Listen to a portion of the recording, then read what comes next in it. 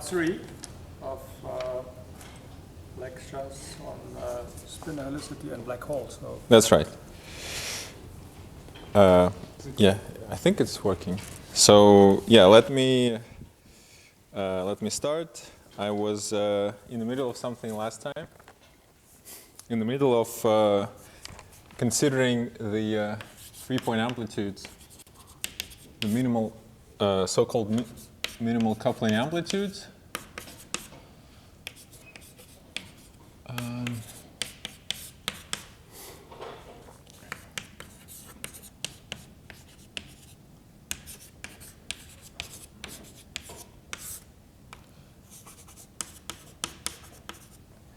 And I was considering the massless limit.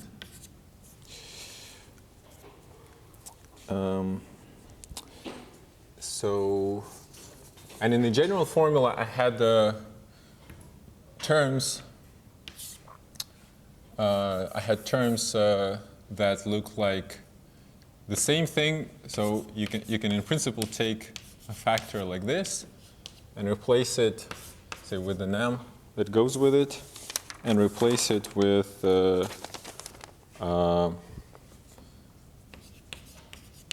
this.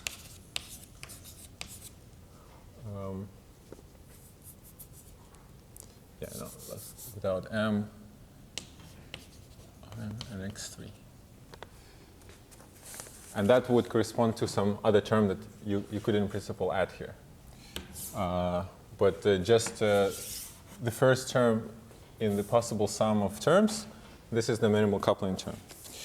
And I already derived last time that x3, that mx3 on the MHV, where was that?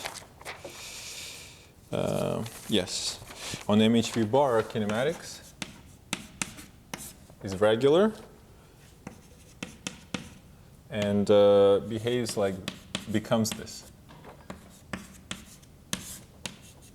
1, 2. No, this was 2, 3.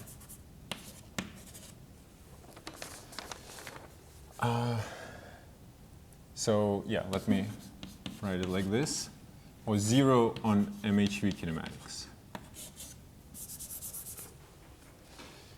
Whereas mx3 to the opposite power goes like it's 0 on MHV bar kinematics, but looks just the same, but in the either chirality basis. And this classification, MHV bar kinematics, this is what happens on the in the massless case, where either the chiral or the anti-chiral spinors are all proportional to each other. And in either case, it's only sensible on complex kinematics. The only real case is when all the momenta are collinear. Oh, it's okay. This was still yesterday. So now let me consider. Yeah. So and from this you see that x behaves like O of m on MHV and O of 1 over m on MHV bar. Is that right? Yes. Good. What's indicating the bar in the index and the amplitude, like 1 into bar on and 2 into bar? Oh, yeah. This was just because I tend to draw this diagram with 2 arrows, as if it was Dirac spinors. So I keep the notation as if it was a complex matter field, in which case I need to distinguish between them.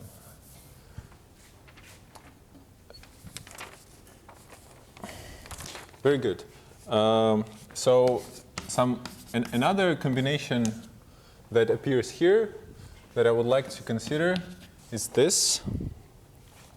Well, first of all, on MHV kinematics, yeah, so the thing that I'm using is that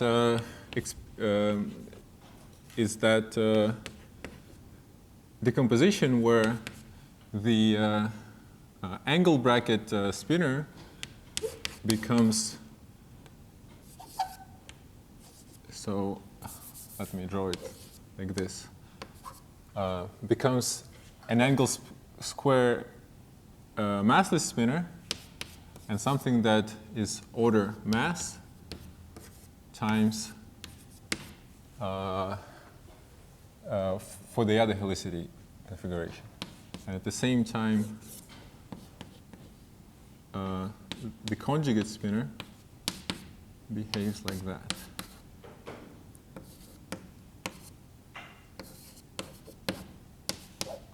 There's a minus, which is not very important.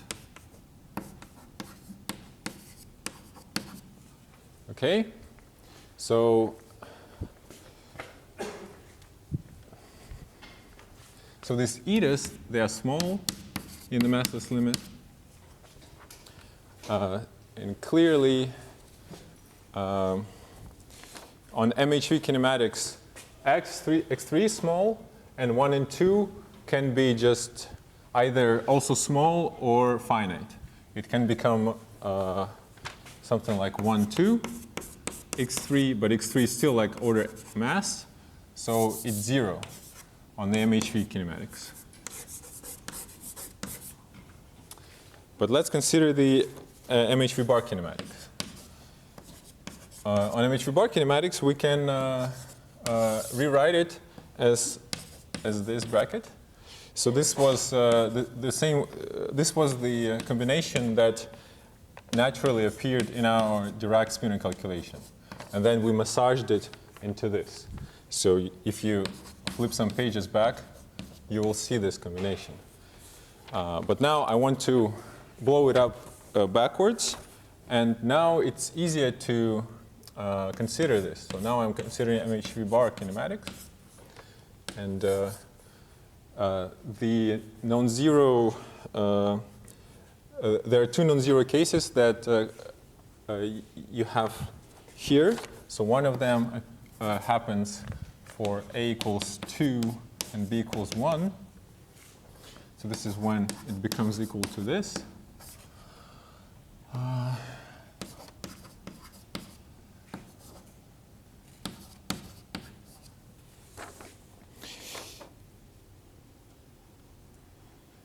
Right. For this combination of helicity indices,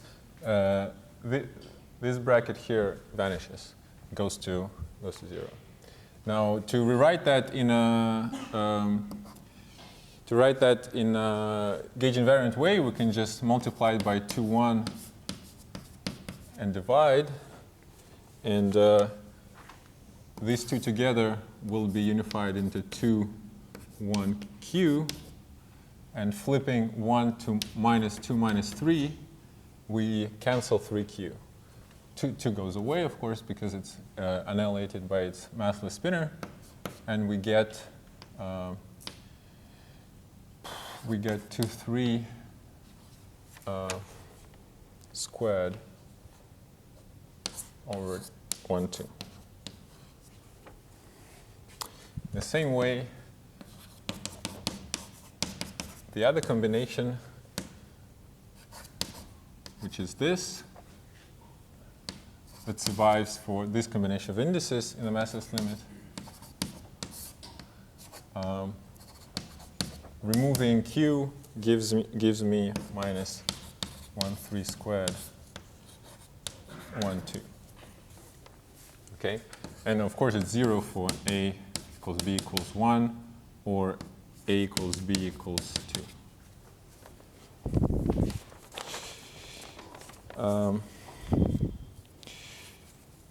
Now, yes?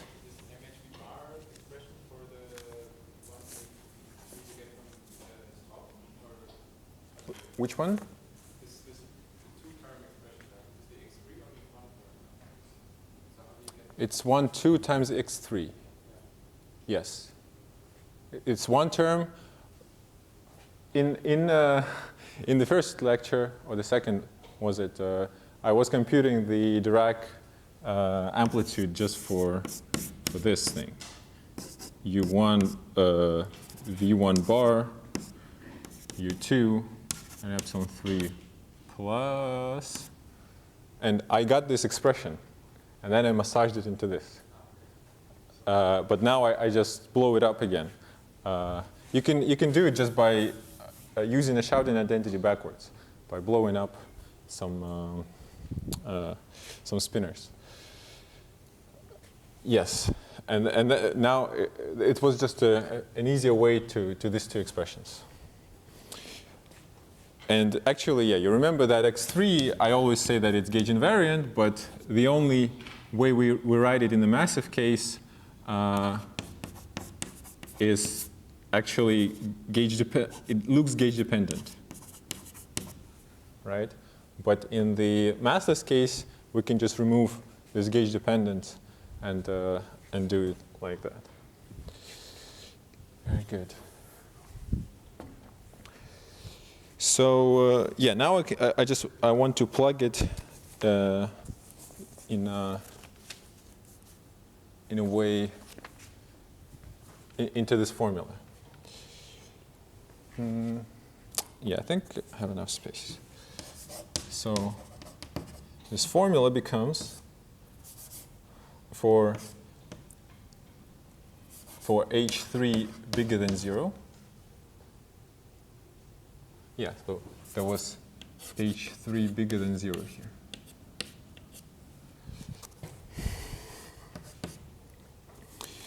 So first of all, since I wrote something for this times x3, I want to shove it inside of here. And it naturally, I have to divide by it here then. So I can do it just like that. So I get, yeah, there's a principle that was an unfixed constant, but a single one. So what do I get? I get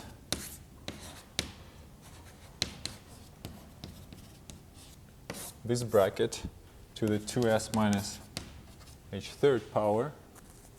So I just flip this bracket. And then I get what I can write as 2,3 squared 1, 2. So it happens for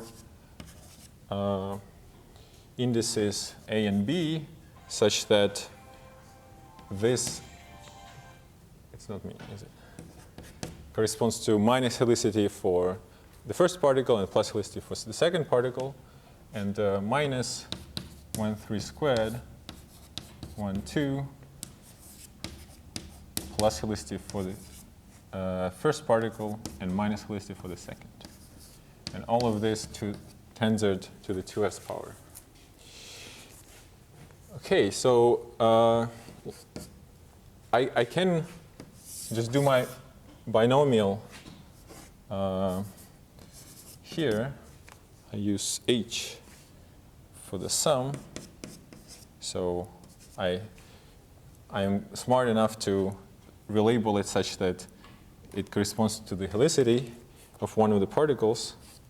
There will be some minus here, the binomial coefficient,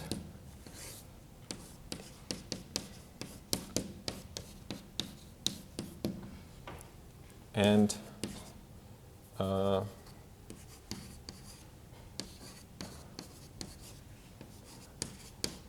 my constituent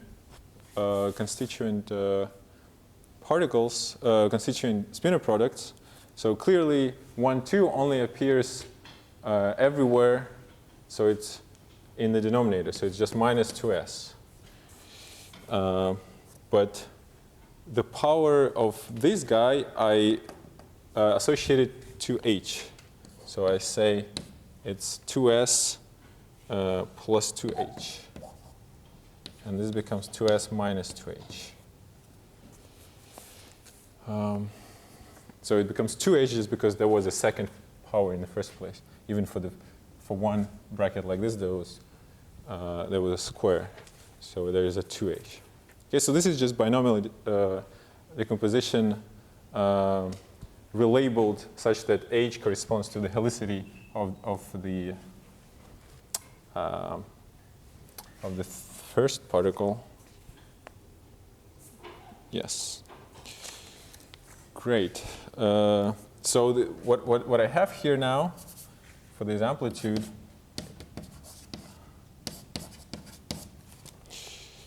is just a bunch of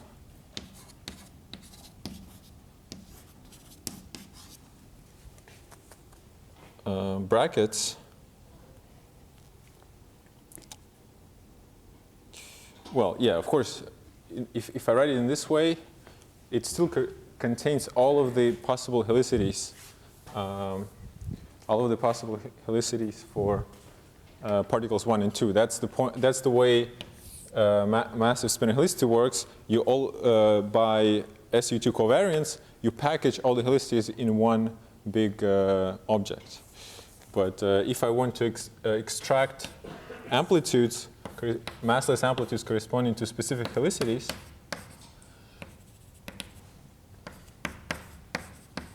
I need to read off. Oh, yeah, I forgot zetas here. So S plus H,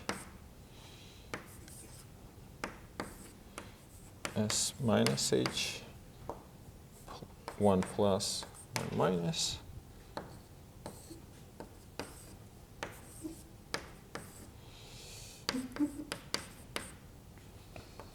two plus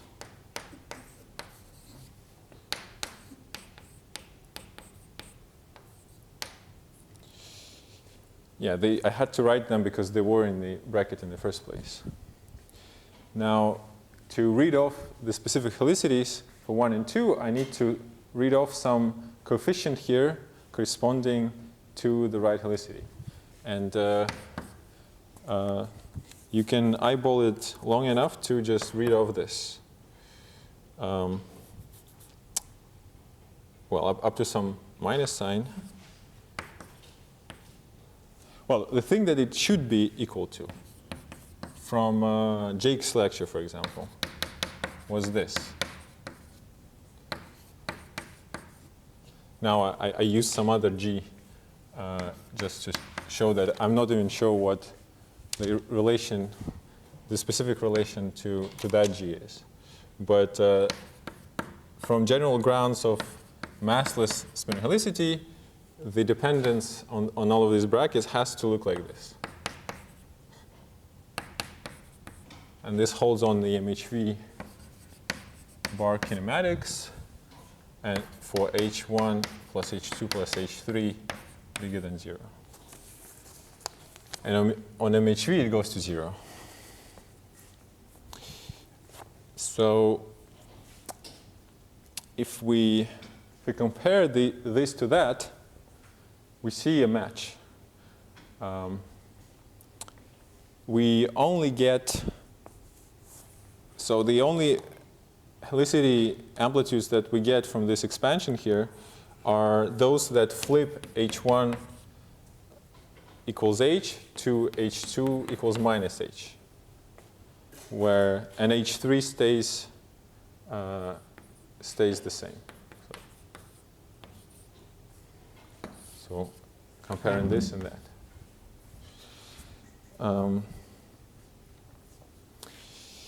So this is to show you that up to some combinatorial factors inherent to the spinor helicity formulas because of the symmetrizations, you can read off the massless limit of the minimal coupling amplitudes contains the familiar massless amplitudes that should be there.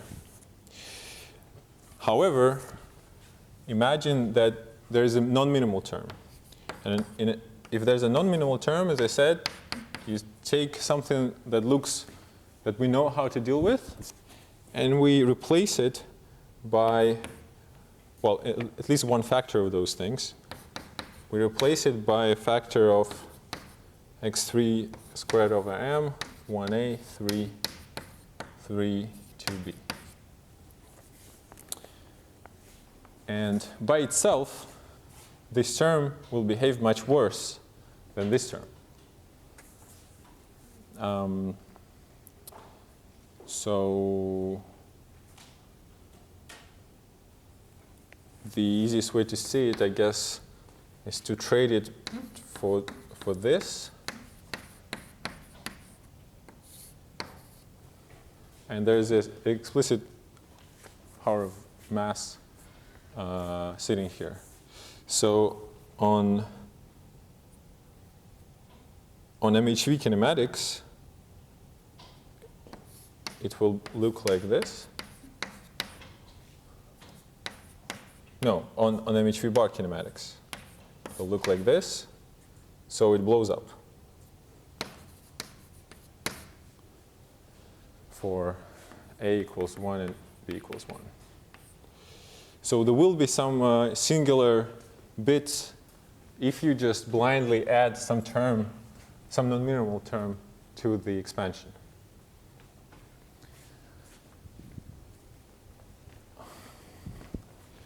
You may ask, of course, what is happening to the other amplitude? Because the way I write it for the h3 less than 0, it's supposed to be looking like this.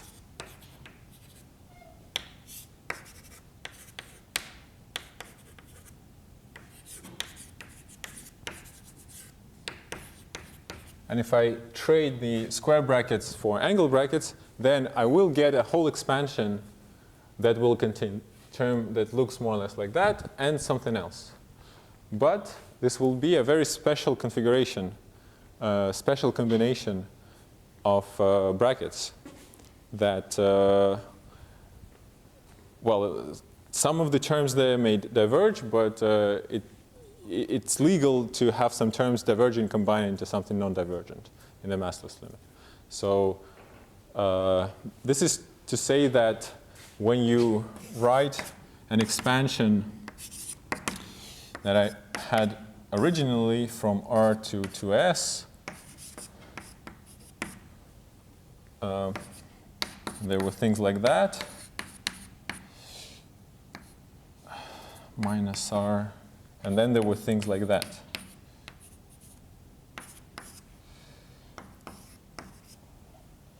Over M. One of the terms is nice. All of the terms can be in principle combined into something nice, but but by themselves separately, if the coefficients in front of them are not related to each other in a way for them to conspire, this will diverge generically. So this is why this is how Arkani-Hammett and Huang decided that those were the nicest terms in such an expansion to look at. Okay, so I think I want to be done with the massless limits for the moment. Please ask questions if you still have any.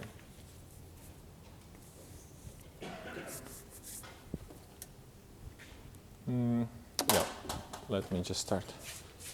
On the other board.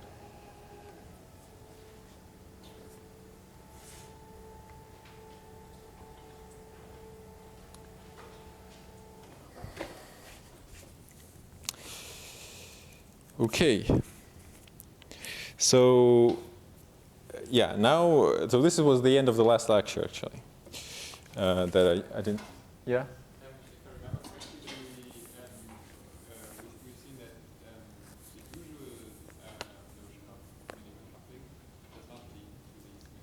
Yes. Yeah. So this nicest case is the Proca case, which is not the one we have in nature. The one in nature for massive W bosons is the case that is minimal coupling from the little group sense. It's the case where you have a theory of massive vectors that come from massless vectors in a massless gauge theory that is spontaneously broken. And that theory is nice, and it looks like that. So yeah. The spin one exception is actually a very nice exception to have, which we really have in the standard model. So good. Now I want to specialize to actual gauge theory, in which we have one coupling. So far I've been quite sloppy with all these coefficients G's. I was calling them G's, but sometimes I was using labels like that or like this.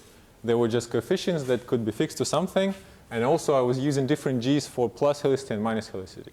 And then in a parity conserving theory, they should be related up to a minus sign that is convention dependent. So in gauge theory that we like, at least for lowest spins, we can just write the amplitudes like this. So it's basically the same formula all over again. Now the G actually has some group structure because it's gauge theory. So we should allow it.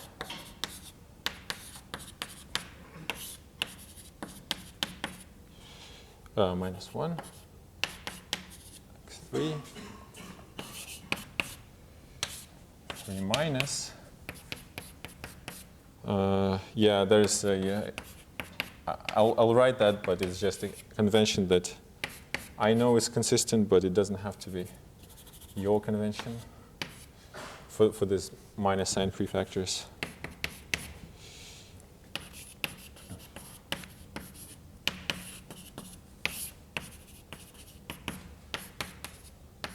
So this G and this G are the same.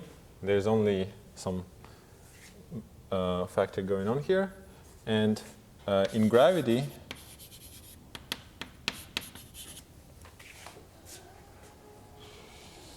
I will be using letter M for gravitational amplitudes.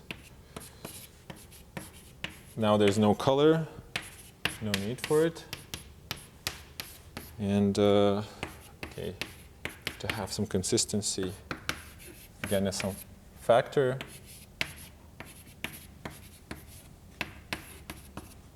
Wait, what's this?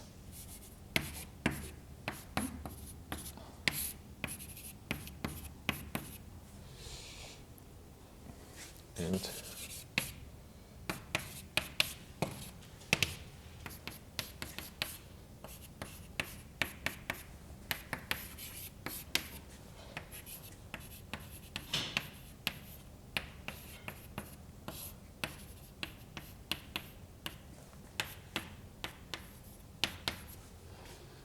okay.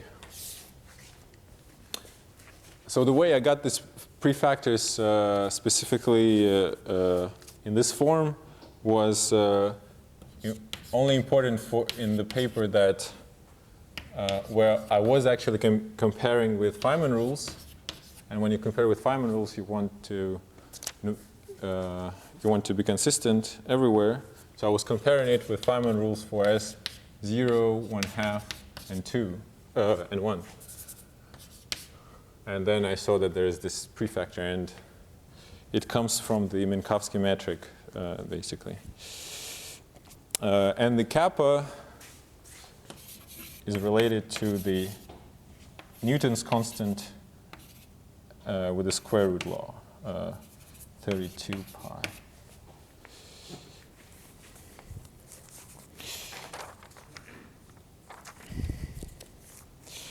Now, I want to discuss some double copy aspects.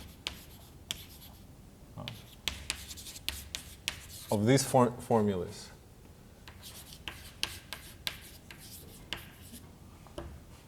I will be doing still 3 points at the for now.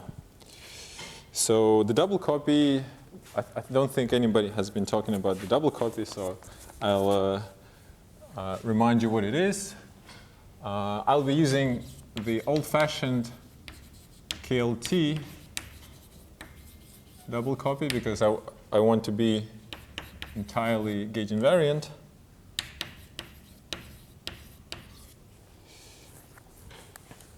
Assuming that we have some way to strip color and also the coupling constants, I will be using non-calligraphic A's for the color-ordered amplitudes times some color traces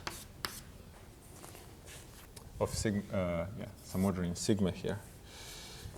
And similarly, just stripping I kappa over 2m, and so these objects here, the gravitational amplitude here, and the color-ordered amplitudes in gauge theory, they obey this relation. It's great, and I suspect that all of you have seen how great it is in other contexts. So there's a permutation sum. The orderings that I choose to enter in these formulas look like this: 2, 1, 3 beta. And the kinematic factor here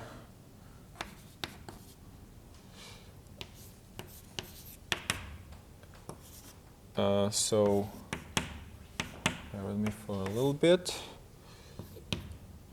This is G.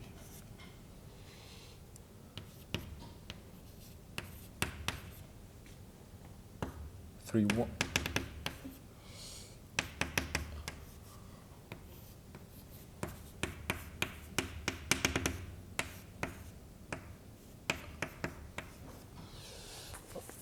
Okay. So on one side of the double copy, 1, 2, 3 labels are fixed to be next to each other. On the other one, 2, 1, 3 are fixed to be next to each other, and everything else can be permuted. And the coefficient here is constructed such that you always you look at the at those particle labels that appear here and somewhere here at the same time. So let's the simplest example is of course 3 points.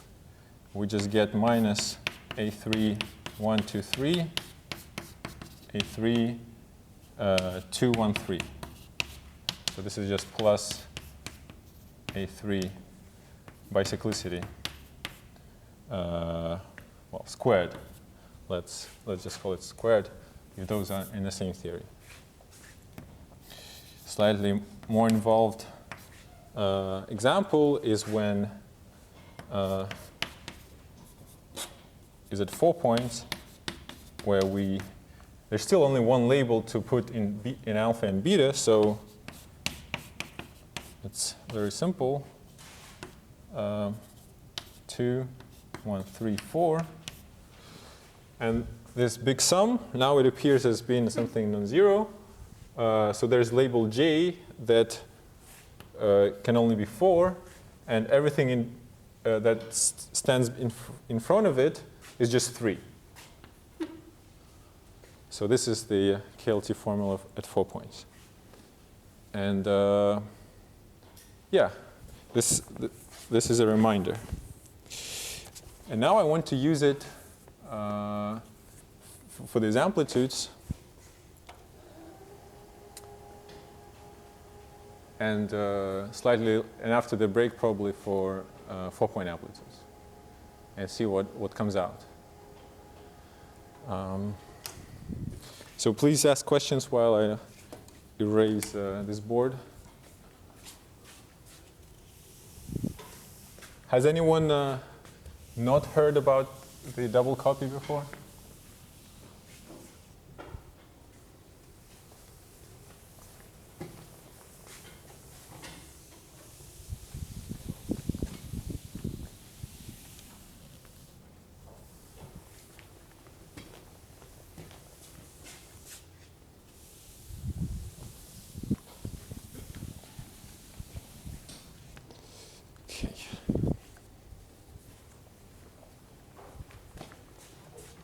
This is the small one.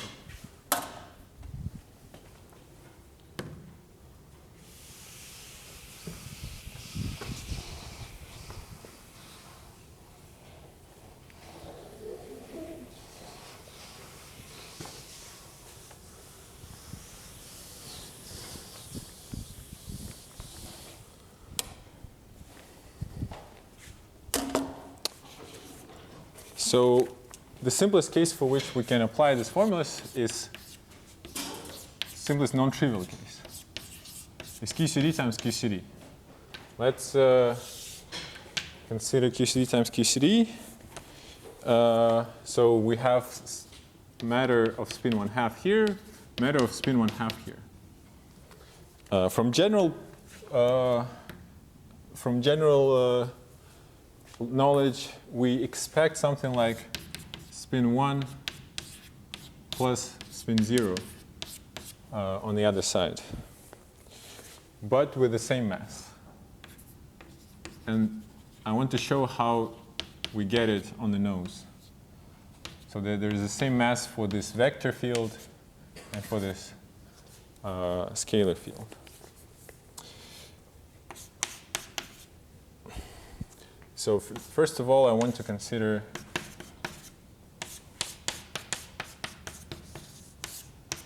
plus a symmetric combination, A1, A2, B1, B2.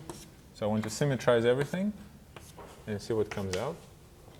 Well, what I get is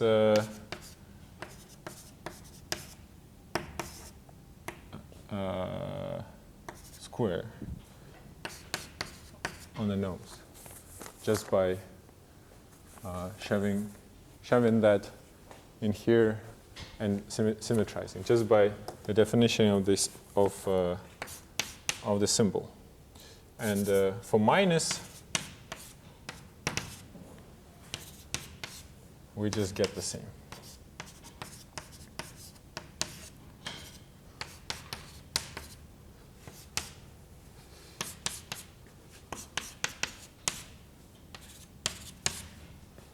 One, two,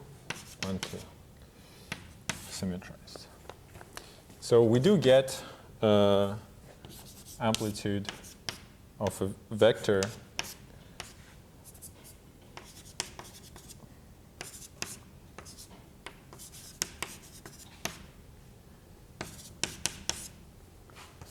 actually there's a minus sign if we really want to follow the Feynman rules and be accurate up to signs.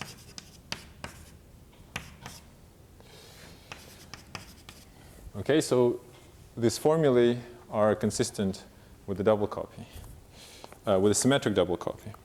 Something else that we can consider is we take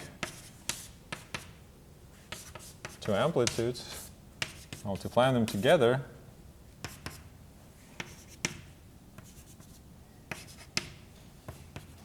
and we take antisymmetric combinations here.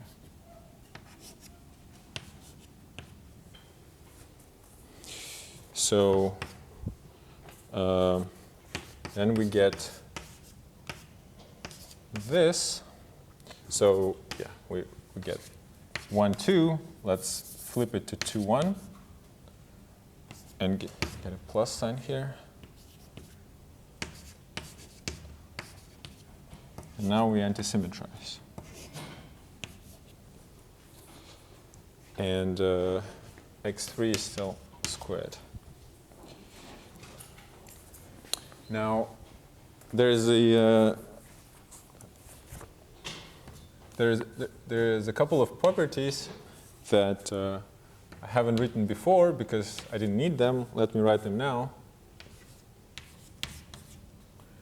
So when you antisymmetrize something like that, any momentum and two angle brackets, what can you get? What do you think?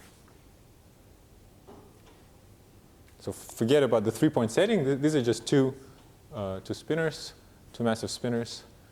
Do you have any guesses for the right-hand side?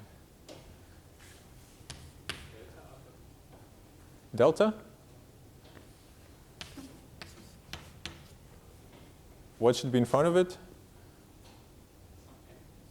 Yeah, it's dimension 1. So there's only something like m that you can write. The only non-trivial thing here is a sign. And the sign is, oh, wait. I didn't, yeah, what happens with these indices? They're antisymmetrized. Yeah, the only thing that can be antisymmetric in 2 dimensions is the Levi-Civita. And yeah, and the only non-trivial thing is the sign and the factor of 2. It's a plus m over 2.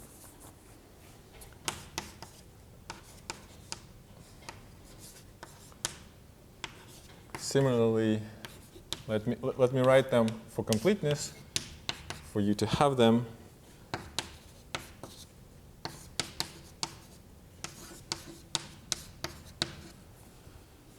Just the same, the non-trivial piece of the sign and factor of 2. And now something else.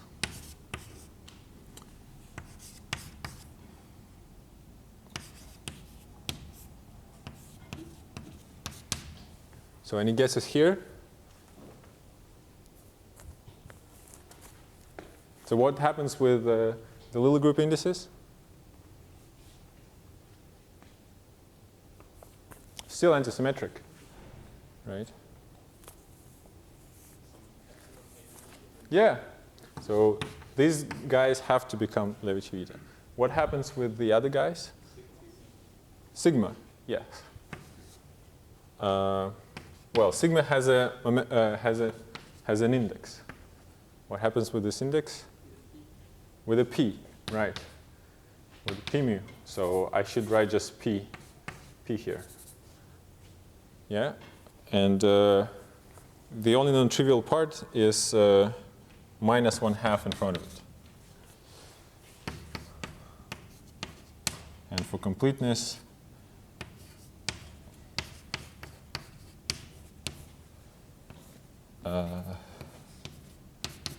plus 1/2 Levi-Civita AB p alpha dot beta. So these were just properties of helicity spinners that that appeared for the first time, but they were always true. So this becomes what did I say? M over 2. M over 2, Levi-Civita B1, B2, 1, right? So the rest, there's still these two guys, and they give together. They also give m over 2 Levi-Civita A1, A2, and the antisymmetrized. And there's nothing to antisymmetrize anymore.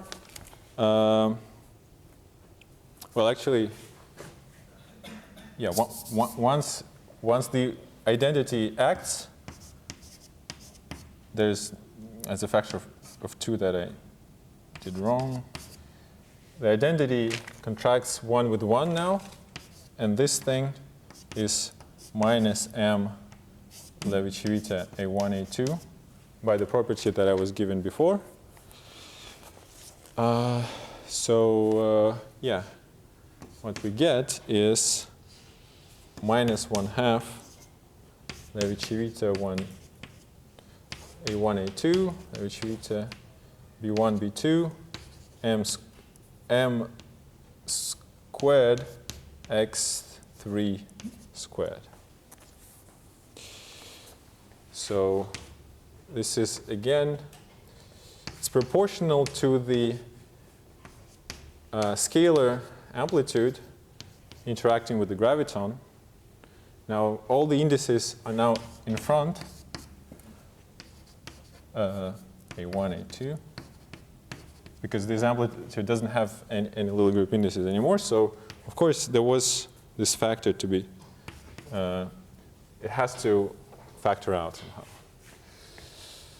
Good. So you see that we did get so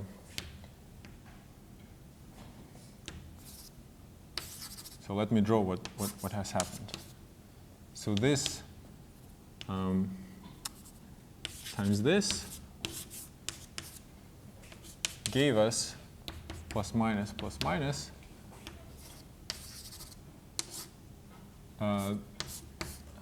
so that was psi bar psi psi bar psi. Now there's a vector part. I still treat it like a complex vector. So these were gluons. Now this is a graviton. Let me draw them slightly differently. So I get that, and I also get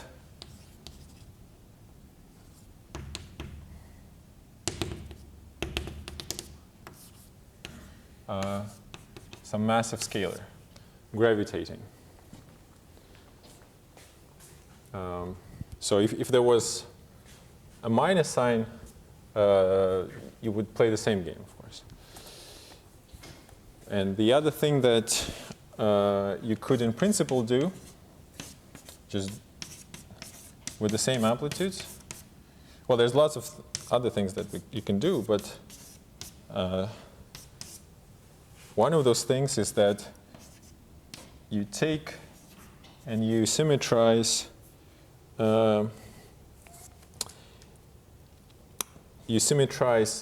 one, but you anti-symmetrize 2.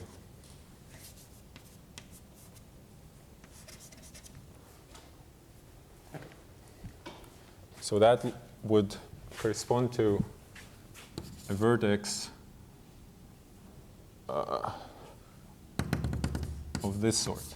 Somehow a graviton mixes a scalar and makes it a vector. So can you guess what happens here? Yeah, it's 0. So this doesn't exist in this double copy. This 3-point coupling doesn't exist. To show it is just we just rewrite it in this way. You see here, all we did was symmetrize instead of anti-symmetrize the other guys, and after anti-symmetrization of 2, we got a Levi-Civita and a 1, but this gives me a Levi-Civita. The particle ones still give me a Levi-Civita. So once I try to symmetrize Levi-Civita, I get 0. So this coupling doesn't exist. And this is how we probe the theory that we get by double copying massive QCD. So more details on this double copy can be found in that paper I wrote with with Henrik.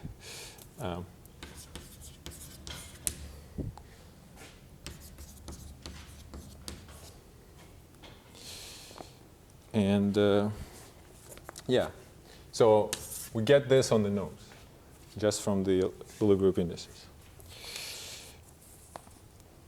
Great. So now I want to go to 4 points.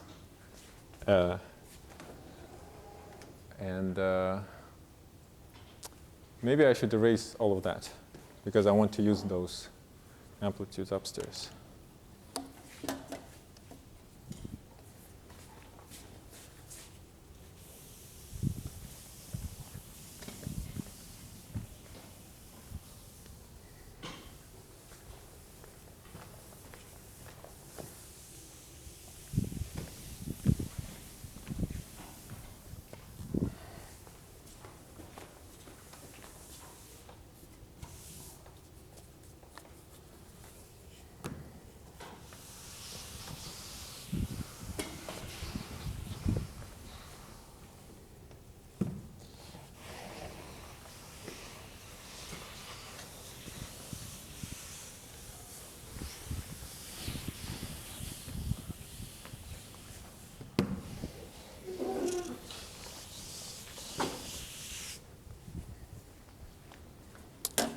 So how am I doing on time? Good.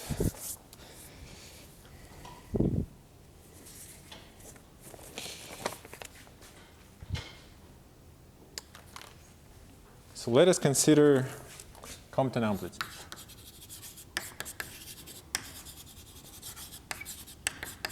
Or Compton-like amplitudes. By that, I will mean amplitudes like this, and for definiteness, I will label them like that. And the interesting case that I want to look at is the opposite helicity case for the gluons, and little group indices will belong to 1 and 4. Now I want to consider gauge theory now. So I will dress everything with color again. And I will be using BCFW recursion to construct this amplitude. And the shift that I want to use is massless shift.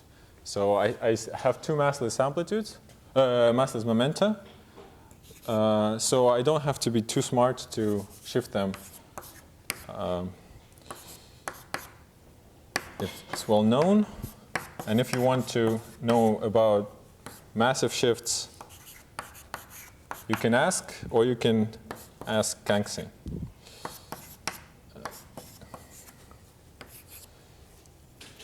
Well, I know that Jake has also covered the BCFW recursion to some extent, but I will be doing just this particular step.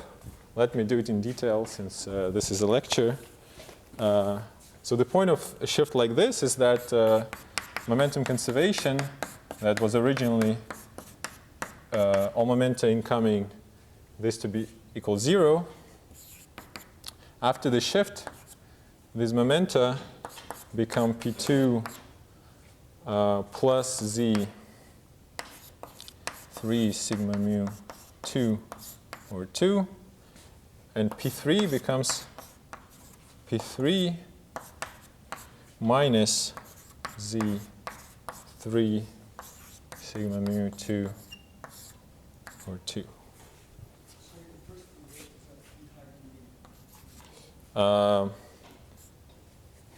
What is hard? This one? Oh, 3, yeah, Z times 3 sigma mu 2 over 2. Well, it's the same one that's here, right? So they cancel. So it stays 0. Momentum conservation stays valid, even for shifted complex momenta. Moreover, they remain on shell. They were on shell. If you shift them, they're still on shell because you only shifted one. Well, doesn't matter. The momenta can still be factored out into spinors. The spinors are not complex, but they're still on shell. So what we get is an amplitude that now depends on this complex variable. So we can consider an integral like this. And there will be a pole from Z, because we put Z downstairs by hand. And then there will be a bunch of poles. Well, there will be a sum over all the other residues. All the other residues of the poles that this Z develops. Call them ZP. And these poles will come in a gauge invariant amplitude that will come from propagators. And propagators, well, let me skip this step that you probably will know anyway. But the result will be this. So there will be a propagator that's unshifted, but on both sides of it, there will be 3-point amplitudes that are shifted, and in which Z is set to the pole value that corresponds to this topology. And the only reason why I'm writing that now is to tell you that there's also this factor of -1 to the integer part of S that again pops up in the conventions that I'm following. Very good. So for the amplitude like that, when I shifted 2 and 3, well, there are only three poles, and of course S to 3 after the shift stays equal to S to 3. So there's no z dependence, because the z dependence in the sum of P2 and P3 cancels. So whereas in S12, the z dependence comes from 2 and there's no 3 to cancel it.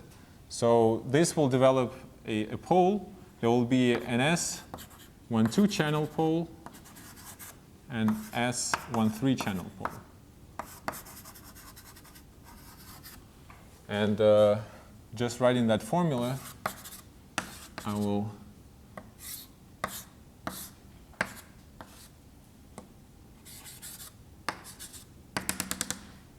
one, 2, 3, 4.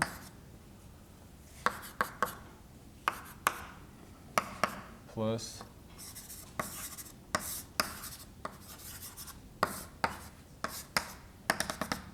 1, 3, 2, 4. And there. So this is evaluated on z equals z12 coming from this pole, and this is evaluated on z equals z13. So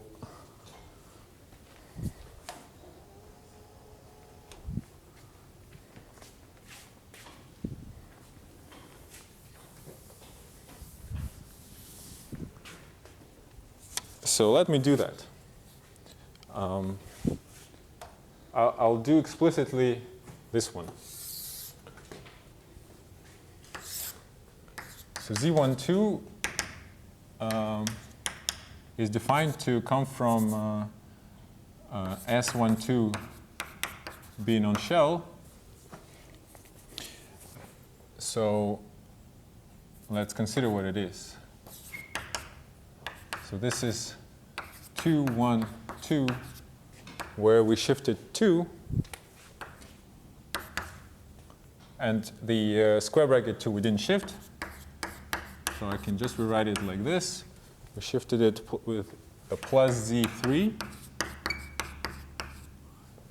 So Z12 equals minus 2, 1, 2, 3, 1, 2.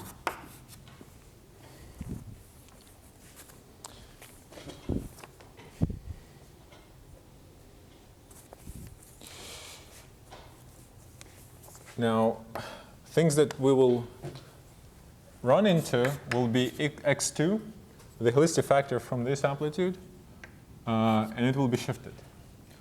And the other thing that we will run into is x3, 1 over x3 from this amplitude. So let's compute what those are. So after the shift, well, it was defined as that.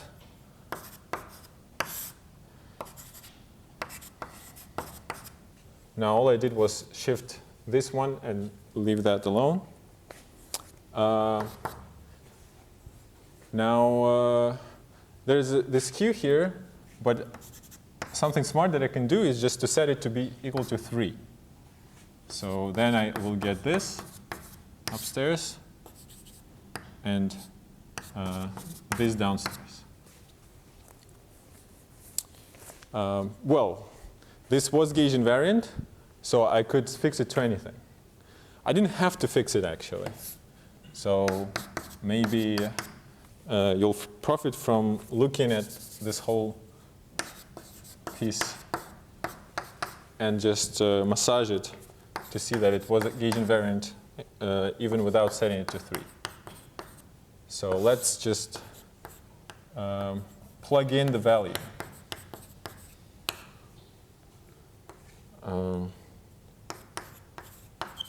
So I shifted 2. I got a 3 here. I flipped it, so that minus sign went away. And now I have this combination. It's clearly, with respect to spinors Q2 and 3, and Q2 and 3, it's a Schouten identity, so it becomes 2, 3, Q1, 3. Right? Oh no, Q1, 2. So this Q1, 2, if you plug it in back in here, it will get cancelled. So yeah, it's self-consistent anyway. Now let me leave it on the board before I go forward. Something similar happens here. Well, now I will I would be defining it with respect to this momentum normally, but let me define it with respect to this momentum rather. So so it becomes this Q3. Now I shifted 3, but again I can fix Q to be 2, and once it's 2, the z dependence goes away, so it becomes 2, 4, 3, m to 3, the minus sign, but I can also flip 4 to 1, so it becomes the same bracket actually. Very good.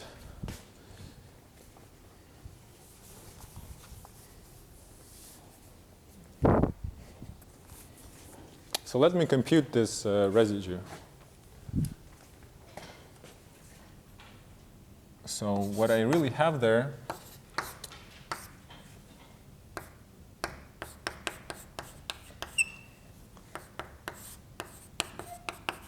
is this an unshifted propagator and 2 amplitudes on both sides. Now let me write what I mean here.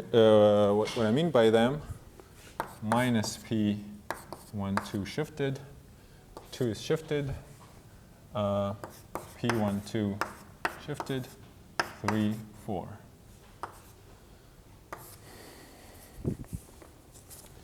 Well, of course they depend on whatever they depended on. And now these are massive particles, so they have indices that I contract. I call them E. And there's 2s of them as usual. And all of this, by the way, I'm doing color-dressed BCFW recursion. I don't care. BCFW recursion doesn't care if it's color-dressed or color-ordered. So one has fundamental index I, this has fundamental index J, this has fundamental index K, fundamental index K bar, which are, no, this is K bar, this is K, which are summed over, and this had an index C and D. All right, now I just plug in whatever I had. Minus 1 over to the power of S minus G T C I K. So this is a plus helicity. So the nicest thing that I like to use for that is the angle bracket notation. 2s A E 2s minus 2 x2, whereas this thing here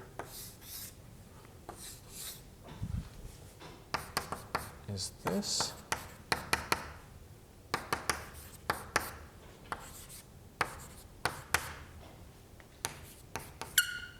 Sorry about that. So 1, 2. E 4 B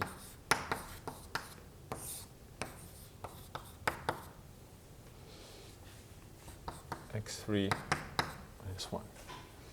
Now I can plug these guys in. 3, 1, 2 over n2, 3. 3, 1, 2 over 3, 2. And read off what happens with the signs. I flip this momentum here to plus, so I get another factor of -1 to 2s, which combined with, well, these guys cancel anyway.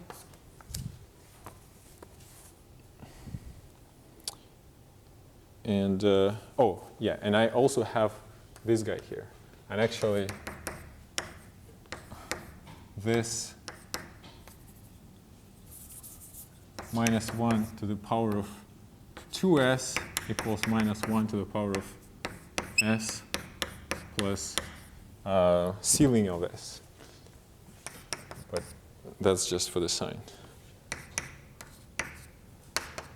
ig squared t c t d ij. And what I get up times 3, 1, 2 squared over m. Now, yeah, I had this fold. Let me write it here. Now, 3, 2 and 2, 3 combine into s2, 3. And then when I get here is that I can unify p with p here, and I get this bracket. 4b 2s.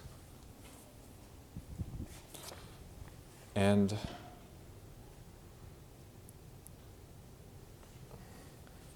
the masses,